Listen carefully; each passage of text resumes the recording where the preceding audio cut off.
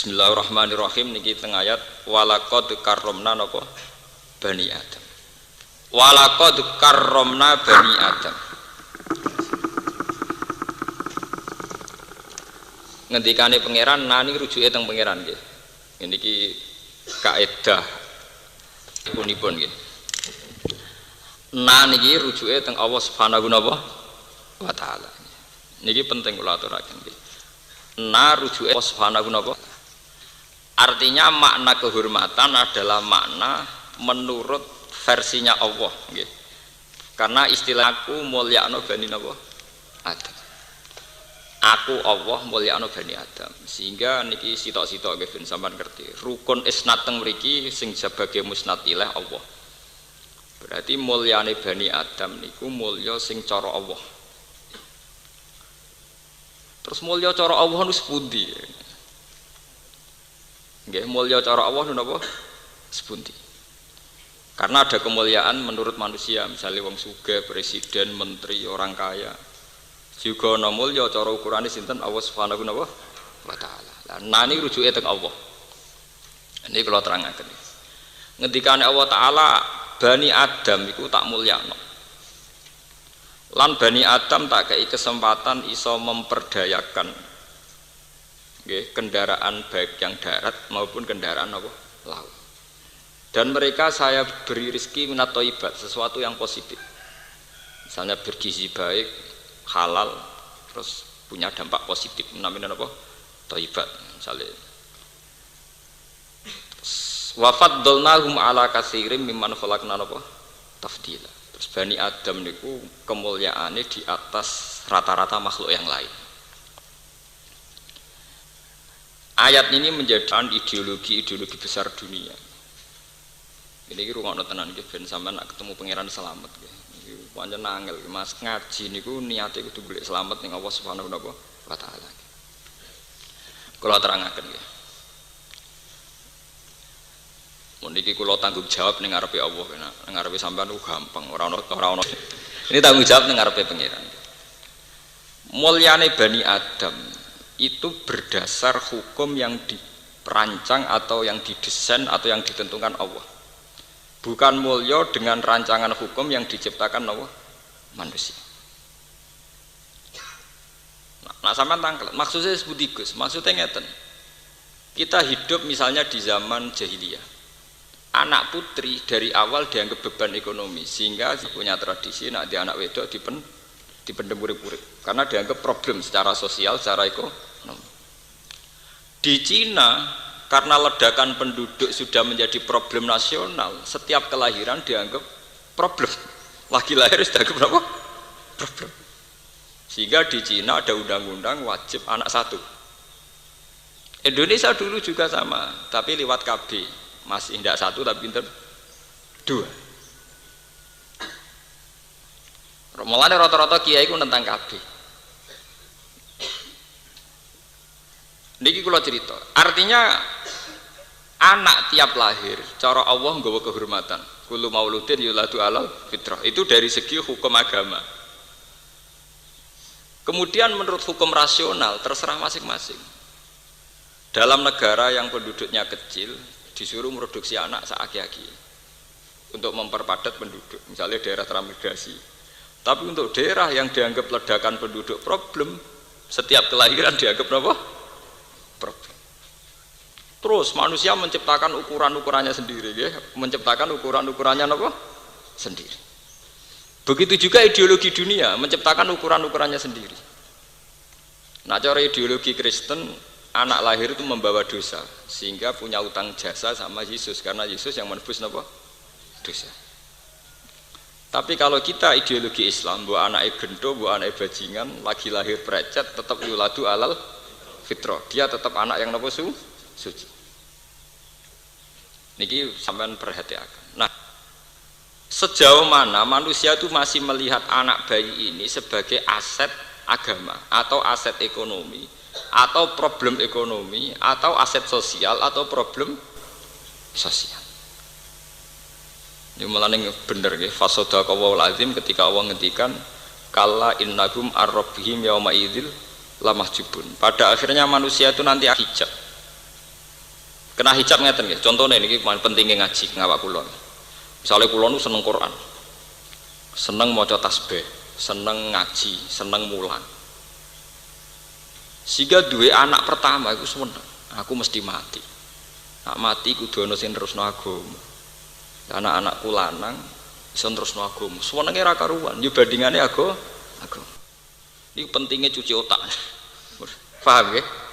Nak wong kedonyan ki ngoten, duwe seleb, duwe gudang, duwe sawah, duwe tuwegal. Boleh ora duwe anak utawa anak wedok-wedok. Ngenakno mantuku.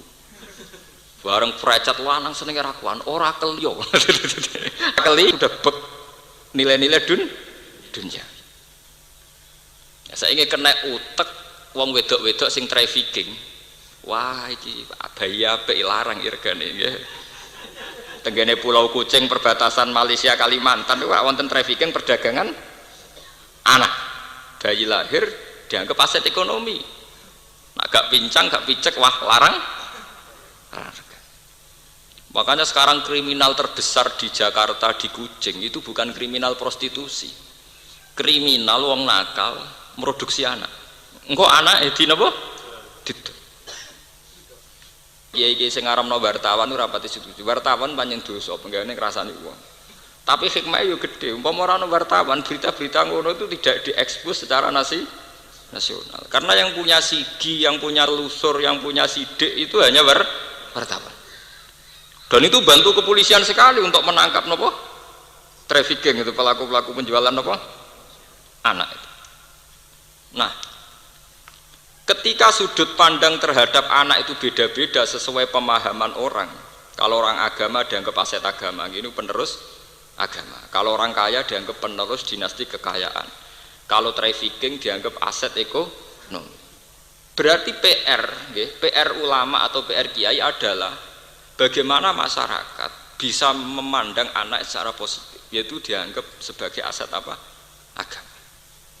Kalau sampai kiai-kiai itu gagal mendesain atau gagal memandu masyarakat supaya berpikir positif terhadap anak, maka nanti kegagalan akan terus jalan.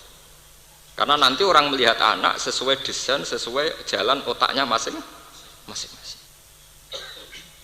Yang kalau nanti delok teng TV, kalau kan sering penelitian, ya. Selain delok teng TV sering penelitian. Direktur anak jalanan teng Jogja nu kanca akrab kula. Teng rumah singgah. Itu problemnya itu memang begitu. Orang-orang nakal di Jakarta itu sekarang itu lebih seneng produksi anak. Wong nakal sing produktif, sing tukang bayi. Niku dibuai secara nakal juga. Kemudian nanti anaknya apa? Dijual. Belum nanti di Kucing, di perbatasan Malaysia dengan Putih Kalimantan Barat. Itu ngeri betul. Sementara kita masih berkutat, itu tidak bisa. Mulane Kanjeng Nabi dalam banyak hadis ngendikan angkihul waludal wadud fa inni mubahin bikumul umam. Gak apa-apa kowe golek bojo sing tukang manak. Asal anak iku dadekno banggaku. Iso mbok hitung to, misale anak 10 kere kabeh busung lapar banggane ning ndi. Dadi aja jumlah ketok, tapi yang melahirkan apa kebanggaan. Oh, kadang-kadang macane hadis ora bar, penting anake akeh. Terusane hadis iku sing ana banggane fa inni mubahin bikumul umam. Mboten niki kula cerita strategi politik ben sampean paham. Kemudian masalah KB, nggih rata kiai setuju. Saya sendiri secara pribadi setuju kalau dengan arti KB itu membuat kualitas napa hidup yang lebih napa baik. Tapi yang menjadi masalah itu kan begini misalnya nih. Ben sampean ngrasa dosa nak melarat teman-teman ben ngrasa napa dosa. Misalnya kalau Cina yang kaya kelangsungan kekayaannya bisa langgeng gara-gara mereka punya anak yang potensial meneruskan apa? Kekayaan. Karena mereka hidup secara tertib, duit tabungan, anaknya lagi lahir di asuransikno. Sehingga lagi lahir di tabungan 1 miliar. Enggak pas tuwek 10 miliar sehingga pas ABG puber langsung jadi bos. Dan Cina ini misalnya dua anak telu. Kue sing kiai musola langgar penceng ya dia anak telu. Anak lahir hamilnya harus diutangan, lahirnya nganggo duit utangan. Ini tidak fair saja. Kemudian cara pendidikan ya pakai duit utang. Bagaimana Anda bisa membayangkan anak telu iki sing anak imam musola berkompetisi dengan dari lahir wis duwe asuransi. Wene sinau tenan nganti dadi pakar ekonomi. Anak yang ini kan bisa saja karena radhi duwe kan milih jalan pintas dukun. Bagaimana Anda bisa berharap kompetisi ini seimbang? Paham ya? Kompetisi ini apa? Seimbang. Lu kalau ngomong buatan nuruti nafsu buatan. Ini masalah kita, masalah sosial kita. Sehingga kalau kita sudah berani jadi kiai harus berani membentuk zuriatan thayyibah. Zuriatan thayyibah itu dimulai dari strategi yang rasional, yang masuk akal. Sebab itu agama mewajibkan orang itu punya tirkah. Lan iki perlu dingerteni santri-santri. Saake Quran, aku ora ndek warisan saake napa? Quran wis kangelan nerangno detail carane bagi tirkah. Yusikum wa fi auladikum lidzakari mislu hadzil unsayain fa in kunna nisaan fawqasnataini falahunna sulusa ma tarak wa in karat wahidatan falahan nisf wali abawaihi likulli wahidin minhum as-sudusu mimma taraka in kana lahu walad. Wae Quran bakas warisan nganti bulet. Tirkah ngene lho, Jong. Nek anak wedok sitok untuk separuh. Nek anak luwih sakmene untuk 2/3. Diwarai carane bagi jebule sing dibagi ra ono. Paham ya? Saiki Qur'ane napa mboten sakit. Paling melanggar iki malah santri. Ngaji ning pondok ngaji faro. Tapi ra iso dipraktekno wong ra ono sing dibagi. Lah lha opo direwangi ono gawe aslul masalah, ono raut, ono aul, ono dawil fu, ono sulus bak. Jebule gledek ra ono sing dibagi. Sebab itu ayat di surat Nisa itu nanti diteruskan, termasuk ada aturan umum dari Quran, wal yakhshal ladzina law taraku min khalfihim dzurriatan di'afan khafu alaihim falyattaqullaha wal yaqulu qawlan sadida. Hendaknya orang-orang yang beriman itu berpikir ke depan, bagaimana jangan sampai punya anak turunan sing di'afan yang lemah.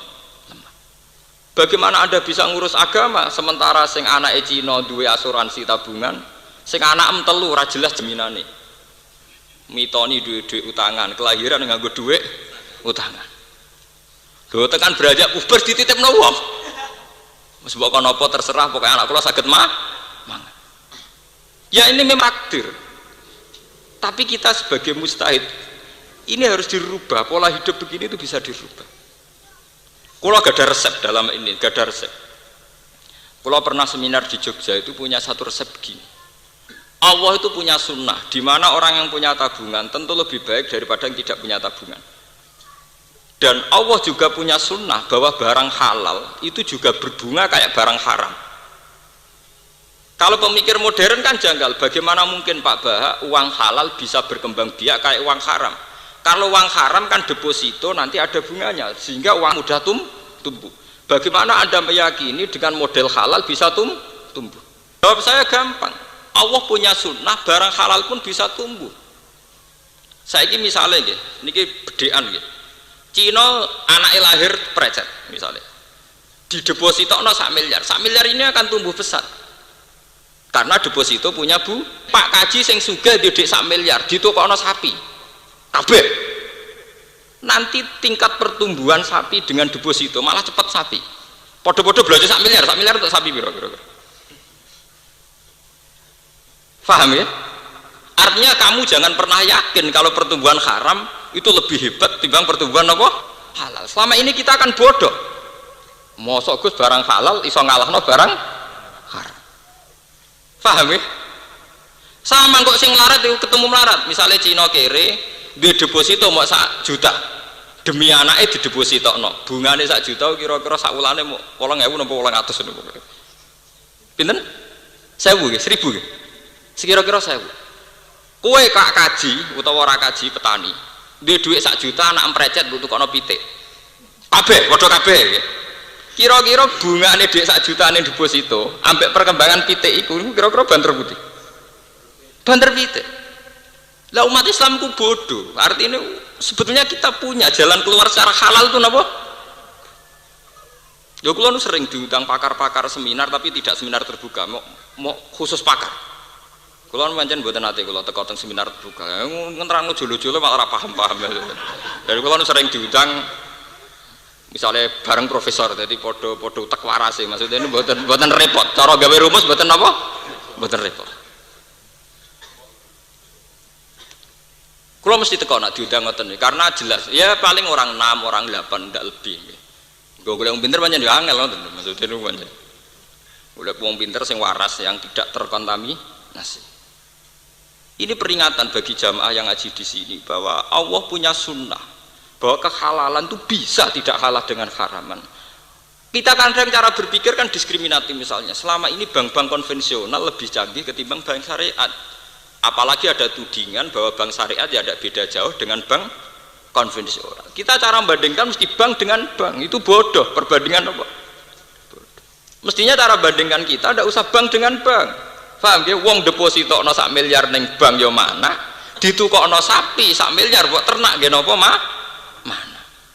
Dan itu tidak kalah, tingkat produktivitasnya tidak nopo. Lan bakdo ngaji niki sampean mikir tenan teng anak. Saake anake wong dolim iso kompetisi secara sehat. Mergo wong tuane mikir tenan. Lho anake santri sak enake dhewe ning rumah iki. Kadang malah kelahiran anak loro cek kumpul mertua. Piye le didik agama. Lho kula nate melarat lho. Saya sampean jangan kira kalau saya tidak pernah saya pernah melarat. Tapi kula riyen ndonga teng pangeran ya Allah. Saya tidak bisa, tidak boleh menterlankan anak. Kula agar maca ayat Farouk itu wisin ke pangeran. Gunane apa ana ayat Farouk? Nak mati bludas. Bludas malah sing nglepas jenazah mesti nak wonten hak adami nggih hubungi keluarga. Ora duwe tirkah dite hak napa? Ada. Mati ra sopan. Mati mboten napa? Sopan. Padahal bayangannya Quran mati udah tirkah, nak tirkah dibagi. Sampai Nabi ngendikan idza mata ibnu Adam ing qata amaluhu ilamin salasin. Salasin dimulai sedekatin jariyatin. Nek nek ora sedekah jariyatin ya mata tenan, ora ana ilamin salasin, ora ana sedekatin mata beneran. Padahal jelas-jelas nih hadis ilah dimulai ilah min salasin apa? Pertama apa? Sedekatin jariyatin. Jadi kayak nak mati, kepengen ora ing qata amaluhu, kepengen ora putus kudu dimulai duwe sedekatin jariyatin. Au ilmen yang tafa'u bi malah ora wong alim ya ora. Paham ya? Awaladin sholihin nak ora duwe sedekah jariyah angel. Wong mulai lahir wis utangan, engko ngaji dititipno wong. Misale mondok nek mbok titipno wong nah, tepakan kiai ini kedonyan perangan wedhus terus. Paham ya? Ini harus dipikir, umat Islam cara berkompetisi itu tidak sehat. Orang-orang zalim punya ketertiban yang luar biasa, sementara wong soleh duwe amburadul sing luar biasa. Lho bapak kula nurian kula paling kula kenang saking bapak kula setunggal sering ngendikan iku lho. Kejahatan yang tertib itu akan lebih unggul timbang kesalehan yang tidak tertib. Lho coba sekarang sampean lihat. Pengedaran narkoba itu di-manage secara tertib mulai kelas nasional sampai kelas lorong-lorong gelap. Sementara pengedaran kebaikan tidak di-manage secara tertib. Ngaji sak koberi, dakwah yang ngenteni ana sing ngundang. Itu dakwah kok ngenteni diundang wong. Nah, orang sing ngundang ya mboten purun apa? Dakwah. Bareng ana jamaah tabligh gak terima.